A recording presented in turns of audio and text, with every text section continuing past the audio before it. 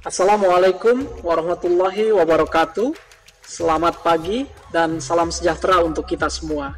Saya Hasan Fauzi, Direktur Pengembangan Bursa Efek Indonesia, mengucapkan selamat datang kepada Direksi Perusahaan Tercatat, seluruh tamu undangan, dan juga para peserta yang telah hadir di hari ketiga rangkaian kegiatan Public Expose Live 2020. Di hari ketiga ini akan ada 12 perusahaan tercatat yang akan memaparkan hal-hal yang terkini mengenai kegiatan usaha mereka. Public Expose Live 2020 ini merupakan momen yang sangat tepat bagi para investor dan masyarakat untuk mengetahui kondisi keuangan dan juga rencana-rencana perusahaan tercatat ke depannya. Semoga dengan kemudahan mengakses informasi terkini oleh masyarakat luas mengenai kinerja perusahaan tercatat dapat semakin meningkatkan kepercayaan masyarakat terhadap berinvestasi di pasar modal Indonesia yang pada akhirnya diharapkan dapat meningkatkan likuiditas pasar dan juga menambah jumlah investor. Demikian kami sampaikan. Akhir kata saya mengucapkan selamat mengikuti acara Public Expose Live 2020. Semoga dapat menjadi tambahan informasi untuk menentukan arah investasi dari Bapak Ibu sekalian para investor ke depannya. Terima kasih. Assalamualaikum warahmatullahi wabarakatuh.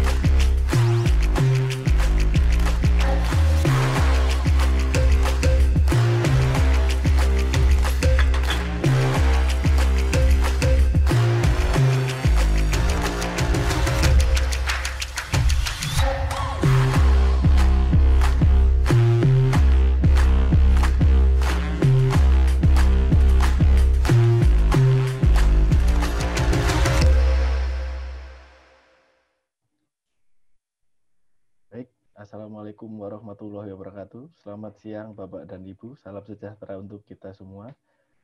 Kembali lagi dalam acara Public Expose Live dalam rangka 43 tahun diaktifkannya kembali pasar modal Indonesia. Perkenalkan, saya Edo Azara dari Divisi Penilaian Perusahaan 2 Bursa Efek Indonesia. Siang ini akan bertindak sebagai moderator dalam paparan publik PT Sarana Menara Nusantara Tbk yang memiliki ticker code TOWR atau Tower. PT Sarana Menara Nusantara Tbk ini sudah tercatat di bursa selama lebih dari 10 tahun, sejak tanggal 8 Maret 2010. Memiliki bidang usaha di bidang investasi dan jasa penunjang telekomunikasi. Baik, Bapak Ibu yang kami hormati, telah hadir bersama kita jajaran manajemen, yaitu Bapak Adam Gifari selaku Wakil Direktur Utama dan Bapak Irfan Gozali selaku Sekretaris Perusahaan.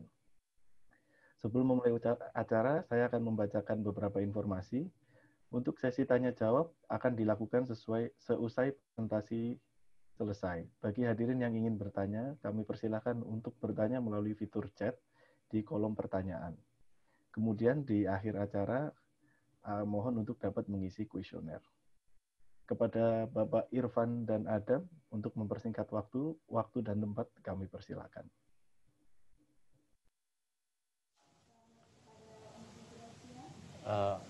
Assalamualaikum warahmatullahi wabarakatuh. Selamat siang, semoga sehat, baik semua para investor, analis yang mengikuti acara kami. Terima kasih atas waktunya. Perkenalkan, kami dari Sarana Menara Nusantara menyampaikan paparan publik atas pencapaian dan rencana perusahaan Mari kita mulai dengan presentasi yang kita sudah siapkan. Kita masuk ke slide yang nomor 4. Saat ini per Juni,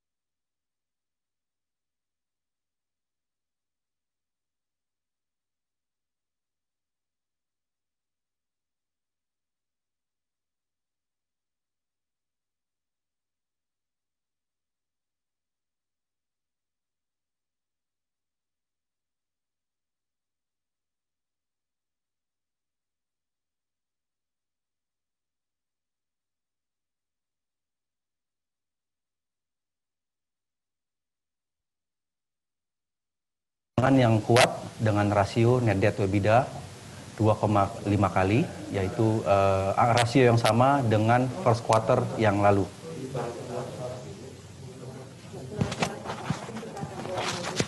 Halo? Ya, Pak, sudah muncul lagi, Pak. Silakan dilanjut, Pak. Oke. Jadi kalau kita lihat neraca keuangan yang kuat dengan rasio 2,5 net debt to EBITDA, itu kan memperhitungkan jumlah pinjaman dipotong dengan kas, dan apabila net debt to EBITDA tersebut 2,5 sama seperti kuartal yang lalu di first quarter 2020, maka berarti bahwa kami tidak memiliki masalah selama lockdown atau PSBB di second quarter 2020, yaitu collection daripada existing business kami berjalan dengan lancar. Selain itu, manajemen memiliki komitmen untuk mempertahankan rating, investment grade ratings kita, dan saat ini merupakan saham perseroan yang masuk di LQ45 di bulan Januari 2020, dan IDX 30 kita capai di bulan Juli 2020, jadi bulan lalu. Ya, suatu pencapaian yang kami cukup bangga. Next.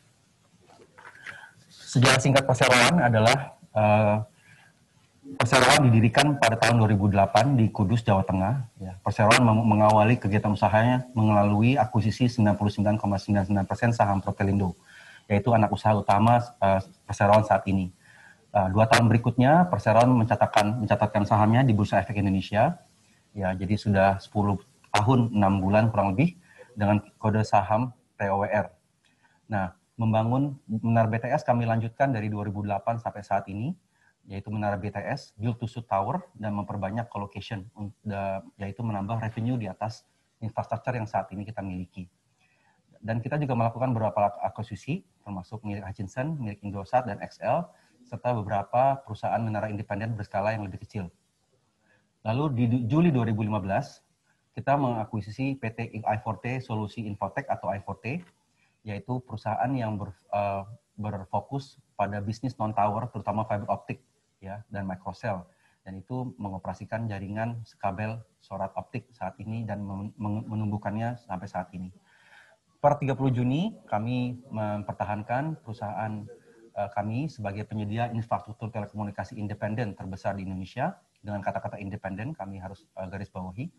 Kami telah memiliki dan mengoperasikan 21.270 menara dengan 38.122 penyewa. Jadi ada lebih dari satu penyewa di satu tower dengan rasio 1,79 yang merupakan peningkatan cukup signifikan di second quarter dari yang sebelumnya 1,61 di second quarter tahun 2019. Saat ini kami menargetkan dengan pipeline kita sudah punyai akan memiliki hampir 47.000 km jaringan kabel serat optik atau fiber optik yang akan menghasilkan pendapatan di akhir tahun 2020 ini. Selain itu, kami juga memiliki lebih dari 3.400 aktivasi VSAT yang kami cari bisnisnya seiring dengan adanya kebutuhan dari B2B ataupun B2G. Slide berikutnya adalah struktur kepemilikan perseroan.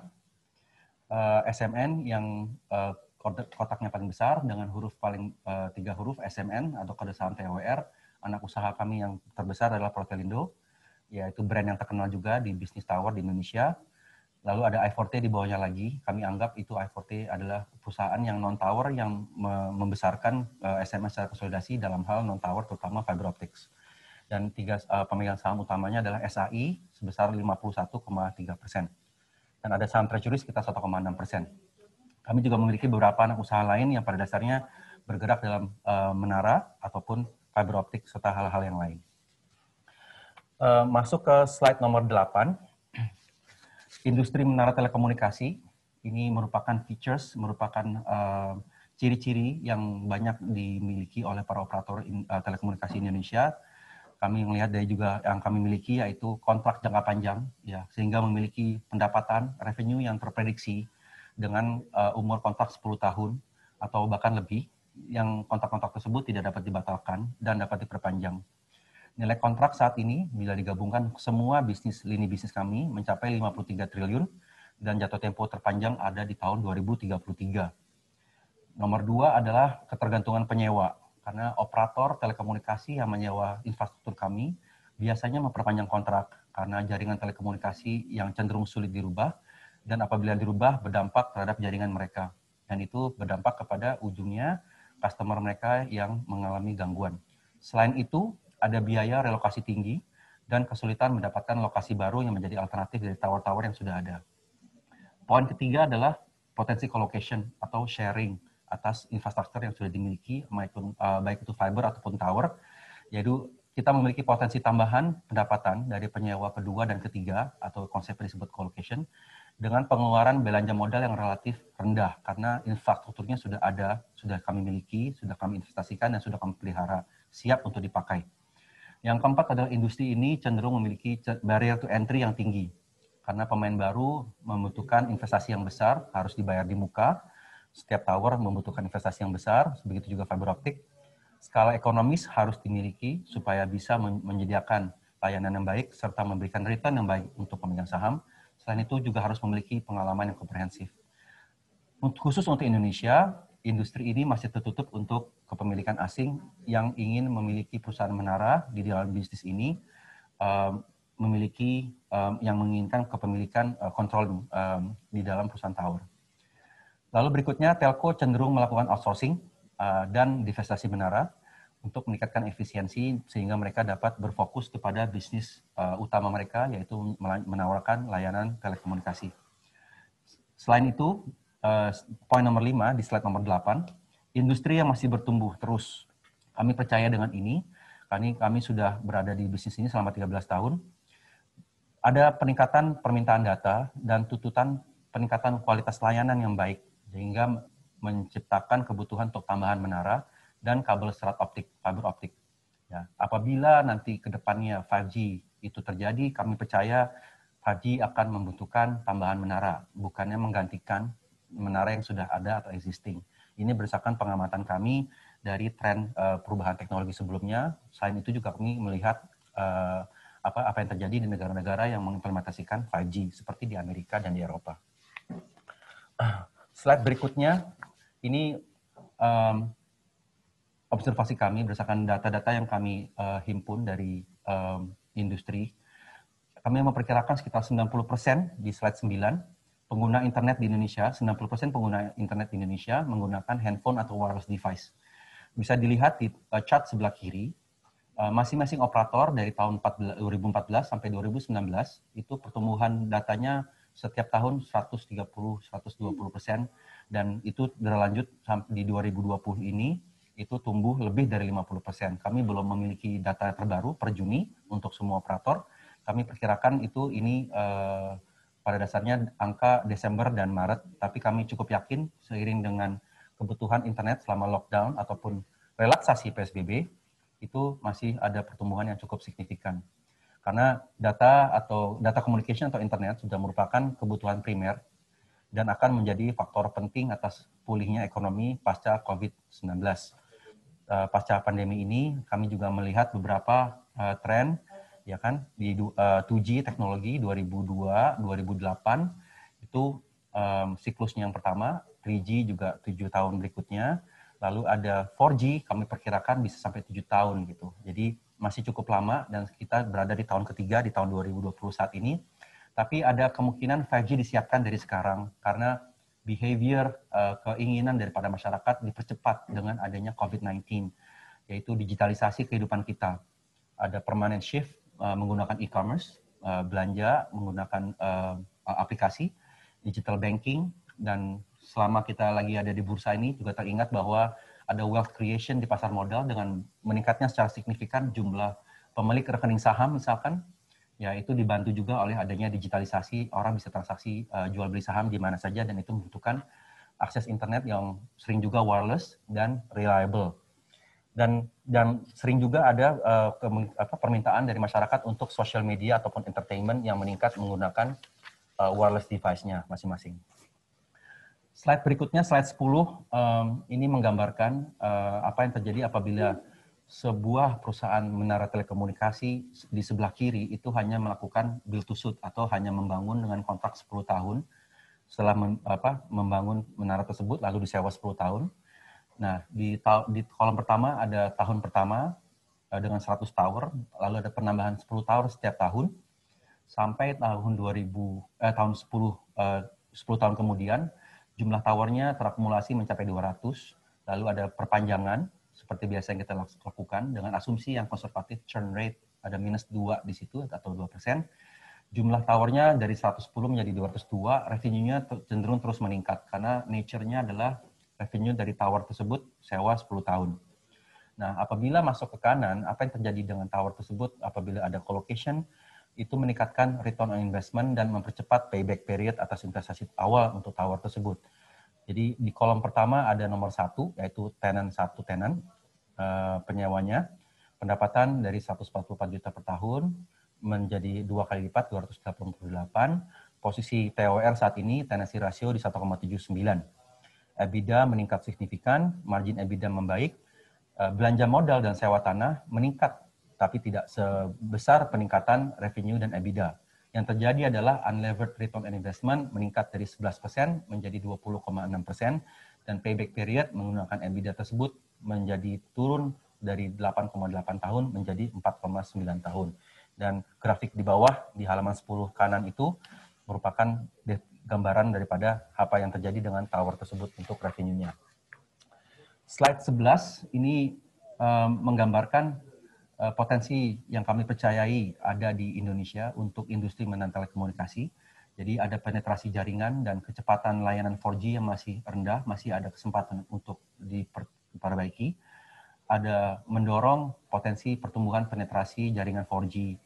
4G penetration rate di sini menurut JP Morgan per 2019 itu sekitar 64%. Ada data lain yang kami lihat juga bahwa 64% ini bukan cuma 4G aja, tapi ternyata termasuk juga 3G gitu. Jadi apabila jumlah masyarakat yang menggunakan internet meningkat sesuai dengan apa yang diinginkan oleh para pelaku usaha di Indonesia, maka yang terjadi adalah permintaan coverage akan meningkat dan juga reliability atas layanan juga makin meningkat. Mobile internet speed berdasarkan JP Morgan itu di Indonesia 8,5 megabyte per second secara rata-rata, dan itu merupakan angka yang masih jauh di bawah negara berkembang lain dalam hal mediannya, yaitu 15,3 megabyte per second. Apabila kita masuk ke tabel sebelah kanan, Indonesian Tower Business itu memiliki bisnis model yang cenderung margin EBITDA yang tinggi, belanja modal yang rendah, sama seperti di India dan China, tapi Indonesia itu memiliki features adalah kita ada tower company yang independen, artinya dalam hal kita melakukan bisnis, tidak ada pemegang saham yang memiliki konflik of interest. Jadi di Indonesia pengusaha tower seperti kami cenderung untuk independen. Tidak seperti di India dan China yang apabila mereka mempunyai shareholder, yang terjadi adalah karena sebagai shareholder mereka cenderung tidak menginginkan bayar sewa tower itu terlalu tinggi. Dan apabila ada colocation, ada tambahan revenue di tower tersebut, shareholder di India dan China cenderung meminta rebate atau bagian daripada upside tersebut. Lalu ada margin EBITDA karena cenderung independen di Indonesia itu EBITDA margin lebih tinggi. Lalu ada juga scope of work yang tidak ada di Indonesia, yaitu penyediaan listrik. Tapi di India dan China cenderung ada hal-hal tersebut. Sementara capex kami di Indonesia itu setara dengan apa yang dibayarkan oleh Indian Tower Company dan Chinese Tower Company. Jadi Indonesian tower business mengikuti apa yang terjadi di Amerika, yaitu independen. Eropa Barat juga seperti itu. Hal tersebut juga sebenarnya mempengaruhi apa yang terjadi kalau ada konsolidasi yang di Indonesia. Nanti saya bisa jelaskan lebih lanjut. Slide 13, diversifikasi portofolio. Kami merasa merupakan yang terbanyak dibandingkan perusahaan penyedia menara telekomunikasi independen lainnya, yaitu kami memiliki menara 21.200 dengan jumlah penyewa 38.000 lebih. Tenancy rasio mencapai 1,79 kali. Menara yang sudah kami miliki, sudah kami operasikan sejak bertahun-tahun yang lalu, yang cenderung lebih tua, memiliki rata-rata itu sampai tenancy rasionya sampai 2,5 kali gitu. Jadi saat ini 1,79. Kalau tower tersebut seiring dengan Indonesia pertumbuhan ekonomi terjadi di mana-mana, kami optimis ada kesempatan untuk peningkatan tenancy rasio lebih lanjut lagi. Dan selain itu, pertumbuhan organik masih cukup baik, 500 sampai 1.000 tower baru per tahun. Ini kami berdasarkan pengamatan kami 3 sampai 5 tahun terakhir secara organik. Lalu kami juga punya portofolio fiberisasi menara. Kami percaya itu dibutuhkan operator, ya, karena memang ordernya datang dari operator, yaitu untuk kita membangunkan dan kita memiliki fiber optics, tapi disewa oleh operator dengan kontrak 10 tahun. Dan itu tidak mungkin itu dibutuhkan karena microwave tidak lagi dapat melayani lalu lintas data yang tinggi di tower di zaman 4G saat ini. Kami memiliki jaringan kabel fiber optik mencapai 41.000, ya, diperkirakan sampai akhir tahun 2020 ini. Fokus pengembangan jaringan tower fabrication itu dilakukan di Pulau Jawa dan Sumatera pada saat ini untuk mendukung peningkatan permintaan data. Kami memiliki kontrak sewa untuk tower fabrication itu bersifat B2B, business to business, dengan kontrak jangka panjang dan tidak dapat dibatalkan, serta dapat memiliki potensi mendapatkan revenue tambahan dari colocation, karena tidak semua kapasitas di kabel tersebut kami berikan kepada anchor tenant pertama, tapi kami bisa mencoba untuk menyewakan kapasitas yang ekses, yang lebih di kabel fiber tersebut kepada tenant kedua, dan hal tersebut sedang kami usahakan saat ini. Yang ketiga adalah connectivity services, gitu, menyediakan koneksi melalui VSAT dan kabel serat optik, tapi melalui kontak B2B ataupun B2G. Ini merupakan variasi yang lain daripada tower fabrication. Ini tidak selalu ada, kami mengeksplor kalau ada opportunity. Sementara pertumbuhan yang terbesar saat ini untuk sarana menara adalah di tower dan di tower fabrication. Dan ini yang connectivity services ini melayani untuk backbone ataupun Metro E di Jakarta dan Surabaya. Slide berikutnya, slide 14, adalah sejarah pertumbuhan perseroan. Sarana menara TOWR melakukan pertama kali berdiri 2008, dan angka-angka ini merupakan angka Protelindo. 2007 dimulai bisnis tersebut dengan adanya pengalihan pemegang saham. 2008 kita ingat ada terjadi global financial crisis yang bermula di Amerika. Company tetap tumbuh, ya, di tengah-tengah volatilitas pada saat itu. Lalu ada beberapa industri event konsolidasi, ya, beberapa operator di 2011 dan 2015. Operator TOWR melakukan kerjasama yang baik dengan para operator yang melakukan merger, sehingga kami tidak kehilangan kontrak dan malah tumbuh terus sampai saat ini.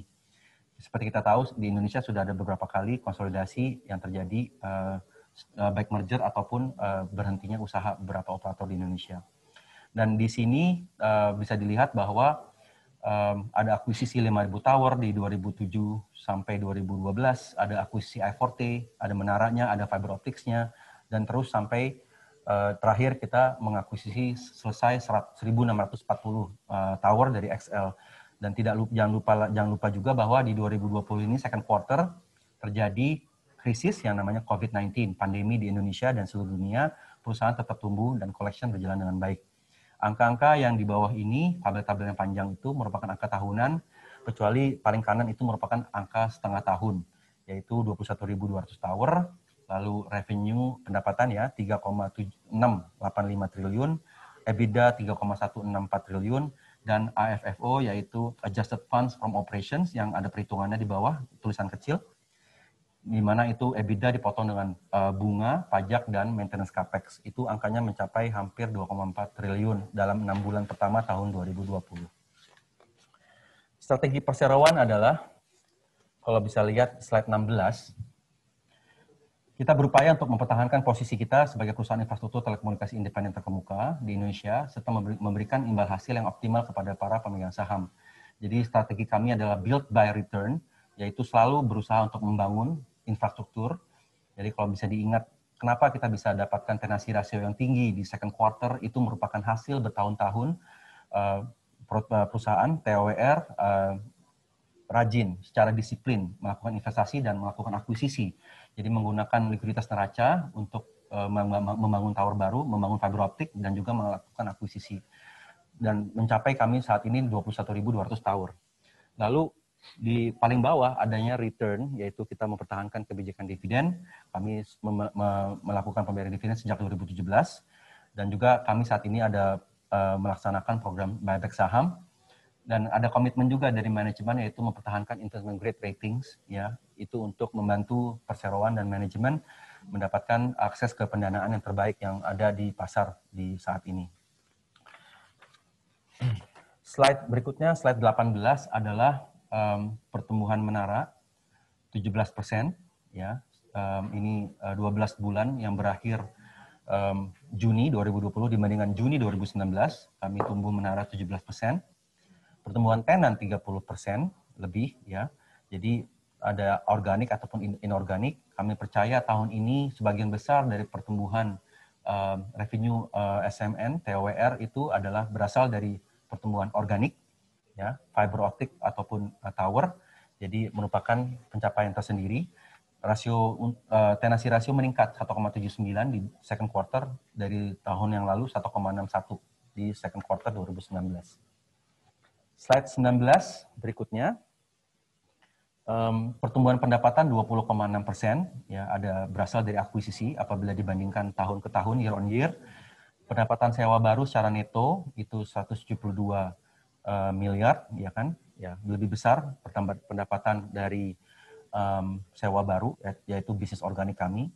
Namun di sisi lain, di sebelah kanan, pertumbuhan EBITDA berhasil kami capai lebih tinggi daripada pertumbuhan pendapatan, bukan cuma dari EBITDA organik ataupun dari akuisisi, tapi juga ada sekitar 3,3% itu berasal dari efisiensi biaya untuk operasional yang berasal dari economies of scale dan juga sinergi yang lebih baik yang kami dapatkan di dalam perusahaan-perusahaan kami. Jadi EBITDA margin juga meningkat. Slide 20 berikutnya, ini menggambarkan komitmen kami untuk melakukan diversifikasi dari 9,5%, yaitu berasal dari fiber ataupun non-tower bisnis lainnya, terus meningkat sampai akhirnya di second quarter itu angka yang sama menjadi 15,2%, sementara angka dari tower terus tumbuh gitu. Total revenue dari perusahaan kami terus tumbuh mencapai lebih dari 1,8 per kuartal, ya, bisa dilihat di chart ini angkanya melebihi daripada 1,8 triliun, tapi kedua bisnis kami terus tumbuh. Slide 21 adalah menggambarkan kekuatan daripada neraca kami. Jadi ketentuan indikatif dari rating agency itu adalah investment grade ratings untuk dapat dipertahankan agar net debt to annualized EBITDA berada di 3 kali, 3,0 atau di bawahnya gitu. Kami memiliki kemampuan untuk meminjam kepada kreditur kami sampai angka ini 5,0 gitu. Jadi masih ada room yang banyak untuk kami meminjam gitu. Tapi asalkan Untuk mempertahankan investment grade rating agency cenderung untuk meminta pada akhirnya net debt to EBITDA ini turun kembali menjadi 3. Dan kami telah melakukan demonstrasi di sini dari 2015 dengan berbagai akuisisi bahwa kecenderungannya sesudah akuisisi net debt to EBITDA-nya di paling kiri 1,8 turun ke 1,6, 1,5, naik lagi 2,1 sampai 2,0, lalu naik lagi karena ada akuisisi dalam waktu 9 bulan, yaitu towernya Indosat dan towernya XL, tenancy ratio 2,4 sampai 2,5, tapi 2,5 cenderung stabil.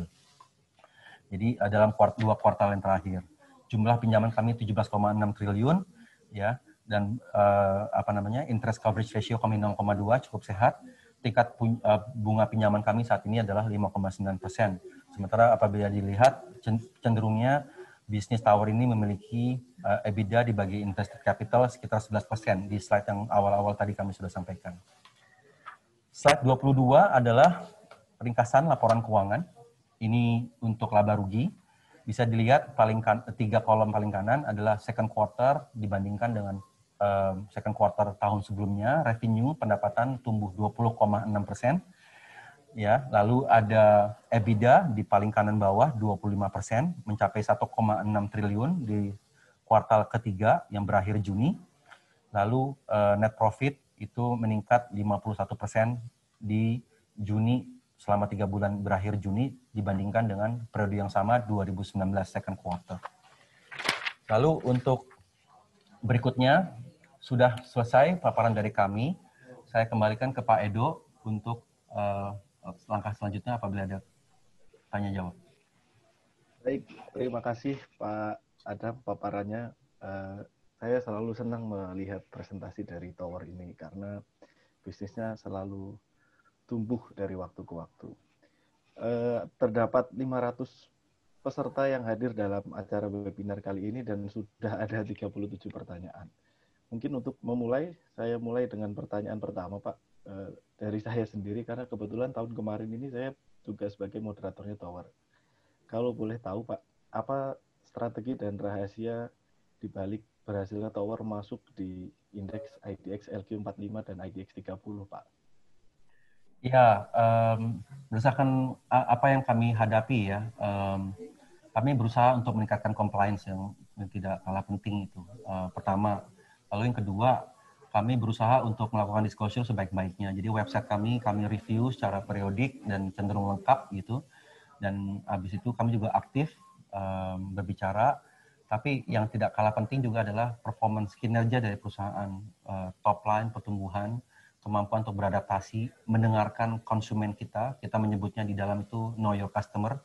Jadi kebutuhan customer kami yaitu para operator telekomunikasi itu tahun 2007, 2010, 2020 cenderung beda. Dulu 2G, sekarang 3G, sekarang masuk 4G, ya kan udah tahun kedua, tahun ketiga, kebutuhannya berbeda. Dan kita harus beradaptasi, ya, kita melakukan diversifikasi dan kami berharap kami yang merupakan yang pertama yaitu melakukan investasi secara cukup signifikan di infrastruktur fiber optik. Saya rasa hal-hal tersebut merupakan yang diinginkan pasar, diinginkan investor, diinginkan analis, yaitu adanya keterbukaan kami, buka mata, fleksibel atas perkembangan zaman gitu Mas. Jadi kita bersyukur tower yang kita miliki dari zaman 2G masih dipakai di 3G dan 4G, tapi kami juga buka lagi yang namanya fiber optik saat ini dan merupakan salah satu aset penting kami untuk masa depan. Bukan cuma saat ini, tapi masa depan. Begitu Mas Edo. Kalau boleh dibilang Pak, di saat 6 bulan pertama tahun 2020 ini kan perusahaan lain itu pendapatannya turun, labanya turun. Ini Tower ini seperti mendapat berkah tersendiri gitu Pak. Jadi dia tetap tumbuh, tetap labanya naik gitu. Apa Pak cerita di balik itu Pak? Iya, jadi kami fokus kepada skala ekonomis yang besar. Jadi kalau kita memiliki skala lebih kecil, lebih susah untuk pada dasarnya melakukan penghematan gitu. Jadi kami juga mendapatkan dukungan dari pemegang saham, dari para kreditur kami, para karyawan kami yang hebat di kantor untuk pada dasarnya efisien untuk bekerja sama kinerja yang baik antara satu aset misalkan tower dan fiber. Bagaimana ada sinergi di situ? Kami bisa, kalau Pak Edo ingat, fiber optics itu kan berasal di i4T yang kami dulu akuisisi 2015. Di situ ada culture yang berbeda dibandingkan dengan Protelindo yang sudah lebih awal yang merupakan tower gitu. Tapi manajemen melihat bahwa sebenarnya ini bisa disinergikan, baik itu untuk misalkan fungsi pengadaan, vendor management, untuk biaya operasional gitu. Kami melihat ada beberapa hal yang bisa kita lakukan efisiensi sambil membesarkan perusahaan gitu. Jadi kita juga memiliki bisnis model yang kuat yang kami sukai, yaitu kontrak jangka panjang.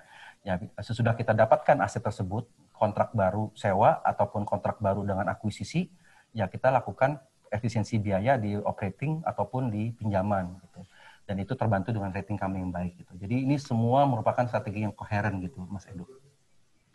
Baik Pak, memasuki pertanyaan tentang masa depan ini Pak, dari Bapak Albert Ang. Kira-kira belanja modal untuk 5G, investasi dan implementasinya dapat dimulai kapan? Nah, jadi kedepannya kira-kira gimana nih Pak? Jadi sekitar 2 bulan lalu kami ikut sesi dengan salah satu direktur dari Kominfo, dari pemerintahan. Banyak juga pertanyaan soal 5G itu ya. Kami melihat tren tersebut akan ke sana gitu. Cuman kalau kami lihat masih ada 3 tahun, 4 tahun lagi dari sekarang. Jadi tadi di slide kami salah satunya kami sampaikan sekitar 2024 gitu. Jadi atau 2023 lah kurang lebih. Sekarang kita 2020. Tapi di situ pemerintah melalui Direktur Kominfo menyampaikan bahwa di Indonesia itu harus fiberisasi. Dan itu kebetulan kami sudah lakukan sebelum disampaikan hal tersebut karena kami beruntung juga kita punya komunikasi yang baik dengan customer kami, yaitu masyarakat ingin memiliki internet yang reliable, meskipun ini 4G, dan ternyata benar bahwa kedepannya ini para operator ini menyediakan layanan yang lebih banyak lagi gitu. Bukan cuma sosial media, tapi juga ada layanan digital banking, ada layanan transaksi saham, ya kebetulan kita lagi di bursa saham, lalu ada layanan video conferencing yang merupakan peningkatan yang mencuat selama lockdown di second quarter, meskipun sampai sekarang juga masih banyak ya. Dan itu semuanya membutuhkan infrastruktur yang reliable, yang memuaskan lah kebutuhan mereka gitu. Jadi tower nggak cukup lagi, butuh fiber optics yang menghubungkan tower ke tower yang kami sebut tower fiberization itu. Jadi dengan singkat, perilaku ataupun consumer behavior untuk 5G itu sudah terjadi sekarang sebenarnya, yaitu keinginan untuk mendapatkan layanan quality daripada layanan wireless device itu menjadi sesuatu yang sangat reliable dan kadang-kadang sampai menjadi device untuk melakukan Zoom, melakukan video conferencing di device mereka, di gawai mereka. Dan itu yang merupakan tren yang terjadi dipercepat selama COVID-19 ini di lockdown period ya, second quarter ataupun third quarter ini. Gitu. Jadi 5G itu kalau terjadi kemungkinan kami rasa akan ada tambahan tower baru gitu. Dan berapa jumlahnya? Nah ini yang kelihatannya masih belum ada angkanya, karena masih belum ditentukan bisnis modelnya seperti apa 5G yang akan diterapkan di Indonesia. Contohnya kan misalnya ada virtual conferencing, lalu ada autonomous driving, lalu atau autonomous factory gitu kan. Itu hal-hal yang banyak sekali yang variasinya yang bisa dilakukan dan itu saat ini masyarakat ataupun operator masih menunggu-nunggu gitu karena itu merupakan hal yang harus juga ada klarifikasi seperti apa spektrum yang tersedia misalkan yang bisa dipakai ataupun nanti dilelang gitu. Jadi kembali ke pertanyaan Bapak, itu untuk kami, untuk Saran Menara, kami cenderung untuk melakukan investasi itu berdasarkan kontrak. Jadi harus di-drive oleh operator yang mengetahui, melakukan riset masyarakat maunya seperti apa produknya, nanti seperti itu konfigurasi tower seperti apa, nanti Sarana Menara yang akan invest dan operator sewa ke kita. Itu yang kita akan optimalkan nanti. Siap Pak. Jadi dari Kemenkominfo belum melakukan lelang ya Pak. Jadi belum tahu nih ke depannya kira-kira tergantung nanti lelangnya gimana, operator maunya gimana ya Pak. Iya Pak. Ini banyak pertanyaan terkait porsi depresiasi dan amortisasi Pak. Jadi disebutkan bahwa posisi depresiasi dan amortisasi sekitar 24%. Mungkin bisa dijelaskan Pak, kenapa di bisnis tower ini depresiasi dan amortisasinya sangat tinggi. Mungkin karena penyusutan teknologinya cepat atau seperti apa, Pak? Terima kasih sudah ngeliatin angka detail-detail. Saya senang juga. Jadi tower itu kita miliki cukup banyak ya. Sudah mencapai 21.000 ya. Lalu di atas tower itu berdiri kebanyakan di lahan yang kita sewa, Pak. Jadi kita harus depresiasikan itu dengan 30 tahun untuk aset tower yang kita miliki. Lalu tanah yang kita sewa itu kita bayar di muka antara 5-10 tahun. Dan itu memang merupakan porsi yang besar karena memang kita aset base-nya besar gitu.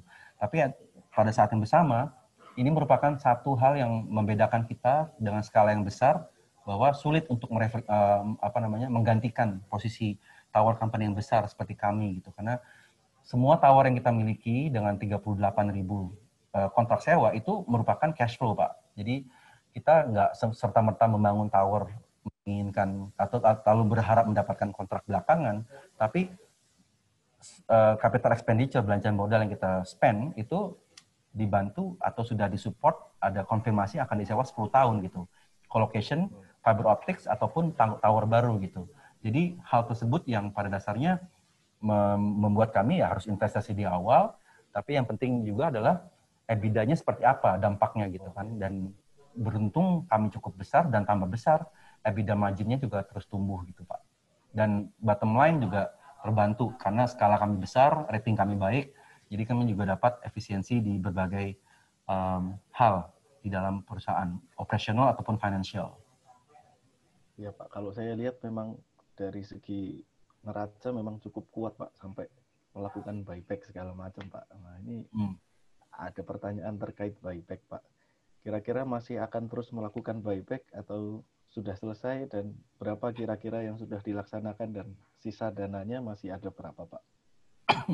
Jadi kecenderungan kami menggunakan buyback itu untuk reinvestasi gitu kan, kalau ada excess cash gitu kan. Jadi sengaja kami memintakan persetujuan kepada pemegang saham untuk memberikan persetujuan kepada manajemen melakukan buyback itu 18 bulan gitu. Karena yang namanya buyback itu kan nggak bisa kita lakukan budget seperti apa.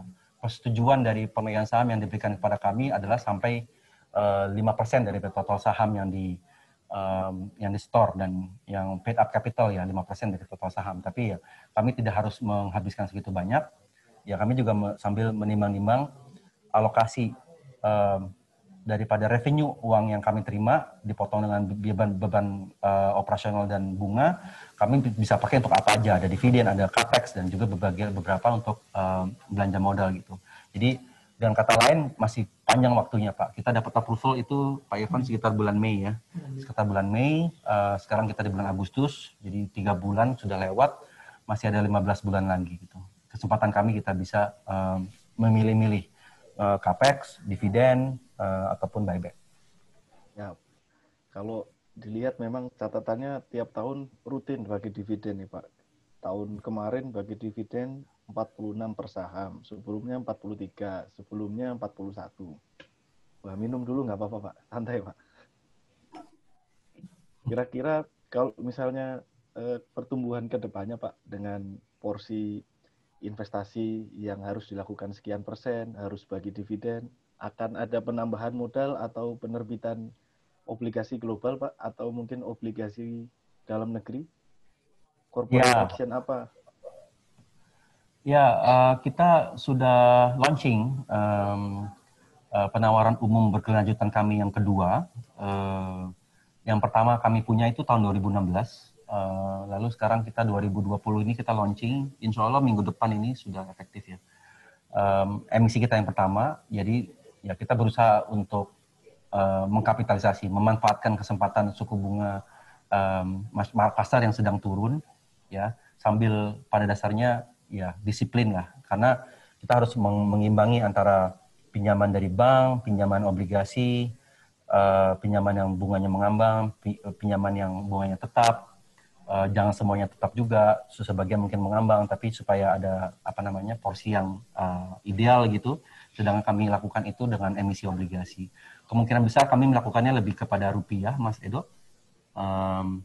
Ya cinta rupiah lah, kita sama-sama di bursa Indonesia. Kira-kira emisinya berapa Pak? Jadi mungkin buat investor-investornya tower ini mungkin bisa melakukan diversifikasi juga Pak, nggak hanya beli sahamnya Tower, tapi juga menjadi pemegang surat utangnya kan, wah jadi kanan kiri punya semua ini. Ya, terima kasih Mas Edo. Proposal yang kami inginkan tuh sampai 3,5 triliun. Jadi emisi yang pertama itu kecil aja, tapi masih banyak ruang untuk nanti bisa kami lakukan dalam 24 bulan ke depan gitu. Informasinya pasti akan ada muncul di bursa lah. Kita Siap. bekerja dengan erat dengan teman-teman di bursa. Siap. Ini ada banyak yang nanya nih Pak, pertanyaan berikutnya Pak. Jadi sebetulnya pertanyaannya agak susah untuk dijawab ini. Jadi setelah masuk LQ45, masuk IDX30 kan harga sahamnya naik Pak. Tapi kok akhir-akhir ini tren harga sahamnya turun. Nah, sebetulnya kalau menurut saya kan wajar saja. Tapi mungkin Bapak ingin menanggapi Pak. Jadi kenapa kok ada volatilitas harga saham TOWR ini Pak? Saham volatile memang ya, kita nggak bisa tebak ya namanya pergerakan saham itu. Tapi yang pasti kami juga berusaha informasi itu kami sampaikan secara disiplin lah ya. Website kami cukup lengkap. Jadi ada beberapa faktor ya, mungkin investor juga ada yang ingin cepat gitu kan, ada juga yang suka investasi yang jangka panjang gitu kan, karena revenue-nya kan kami jelas ya jangka panjang gitu kan, nilainya juga cukup jelas. Kalau misalkan 53 triliun tadi kami sampaikan gitu kan, dibagi dengan revenue kami setahun ya, itu kami punya kontrak sampai 7 tahun ke depan Pak, tanpa kita memperpanjang apa-apa lagi, tanpa kita nambah bisnis apa-apa lagi gitu kan. Tapi tentu saja kami ingin terus nambah ya, tapi beberapa orang ya ada yang suka, ada yang nggak suka gitu kan. Jadi flavor of the month-nya mungkin ganti. Dengan kata lain, nggak melulu ada di tower company. Gitu. Tapi sebetulnya investornya ini tidak perlu khawatir sih menurut saya. Pak Adam ini juga menjadi pemegang saham Tower. Jadi tadi saya ngecek ada berapa ya. Pak Adam ini punya 41 juta saham. Wah, jadi selain bekerja di TOWR, Bapak ini juga sebagai pemegang saham. Nah, itu mungkin bisa memberikan sinyal kepada para investor. Ada waktu 5 menit lagi Pak, masih ada beberapa pertanyaan. Boleh Pak? Tapi Pak Adam sudah haus sampai minum. Kira-kira ada yang mau diakuisisi Pak perusahaannya atau mau beli menara dari perusahaan telco lagi Pak? Jadi, atau belum boleh dijawab? Jadi yang pasti dari kami udah melakukan statement secara konsisten bahwa strategi kita memang untuk aktif di kesempatan inorganik ya. Di slide kami punya slide yang khusus ngomong selama 5 tahun terakhir kita akuisisi apa saja gitu kan. Jadi dengan kata lain apabila ada kesempatan ya insya Allah kita akan partisipasi karena memang itu salah satu strategi yang kami ingin partisipasi gitu, menggunakan kapital yang ada di neraca perusahaan untuk meningkatkan return bagi pemegang saham gitu. Karena tambahan tower, tambahan revenue, kita bisa lebih efisien, lebih banyak tower yang bisa ditawarkan untuk colocation gitu kan, untuk ekspansi para operator gitu kan. Kami percaya bahwa ini pasarnya masih cukup cerah di Indonesia gitu, karena penetrasi yang masih rendah gitu kan, dan masih besar porsi pengguna internet di Indonesia yang menggunakan HP gitu, 90% berdasarkan hitungan kami per Desember 2020 gitu. 2019 maaf. Jadi dan kalau menggunakan HP atau wireless device artinya membutuhkan tower gitu kan, karena ada equipment yang perlu di-install di ketinggian gitu yang dimiliki oleh operator, dan itu butuh tower gitu, dan disitulah fungsi kami. Jadi investasi ini investasi jangka panjang. Tenancy ratio dari 1,6 menjadi 1,79 itu terjadi karena memang kita rajin terus investasi bangun tower, akuisisi tower, lalu dibenahi, dibikin efisien, dan dibuatkan karpet merah untuk orang, memudahkan mereka operator colocation di kita gitu. Jadi dan itu ada 21.000 tower seperti itu yang kita lakukan setiap hari, Mas Edo. Ya. Jadi kalau tahun kemarin kita public expose sudah live, tapi saya masih di sebelah Bapak, sekarang bisa jauh-jauhan, mungkin nanti tahun depan bisa semakin jauh lagi ya Pak. Nah ini salah satunya disumbang oleh kinerja TOWR. Iya, semoga berguna untuk masyarakat Pak, harapan kami begitu. Baik Pak, dari saya daftar pertanyaannya dan dari peserta sudah cukup. Mungkin ada closing statement Pak dari jajaran direksi dan manajemen Tower Pak kepada para investor dan kepada peserta. Jadi kami masih memiliki komitmen untuk terus berinvestasi di infrastruktur telekomunikasi. Kami percaya telekomunikasi itu memiliki tingkat yang tinggi dalam hal kebutuhan masyarakat, semakin primer gitu. Banyak indikatornya kita lihat ya.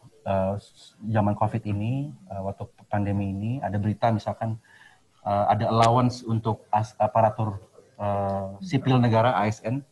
Uang pulsa pada 200.000. Ya, uang pulsa Pak. Itu kan dulu kan uang transport, sekarang uang pulsa Pak. Jadi ya kami ada di situ gitu. Nggak semuanya household di Indonesia, masyarakat memiliki sambungan internet fiber ke rumah. Alternatifnya ya HP, ya kalau HP artinya kami ada di situ menyediakan ketinggian untuk operator memasang equipment mereka dan mereka sewa ke kita gitu Pak. Baik Pak, tepat pukul 14.45, Bapak Ibu hadirin yang saya hormati, sampailah kita di penghujung acara. Sekali lagi saya mohon maaf, ini pertanyaannya ada 50, jadi tadi sebetulnya pertanyaan itu ada beberapa yang saya gabung, ada beberapa yang saya sarikan intinya. Jadi, tapi karena waktunya terbatas, jadi memang tidak semua 50 pertanyaan ini dapat saya bacakan satu persatu. Atas nama penyelenggara, kami mengucapkan terima kasih kepada Pak Irfan dan Pak Adam selaku jajaran manajemen dari PT Sarana Menara Nusantara Tower, dan kepada seluruh hadirin yang telah hadir dalam acara Public Expose Live 2020. Akhir kata, mohon maaf apabila ada kekurangan. Billahi taufiq wal hidayah. Wassalamualaikum warahmatullahi wabarakatuh. Maju terus pasar modal Indonesia.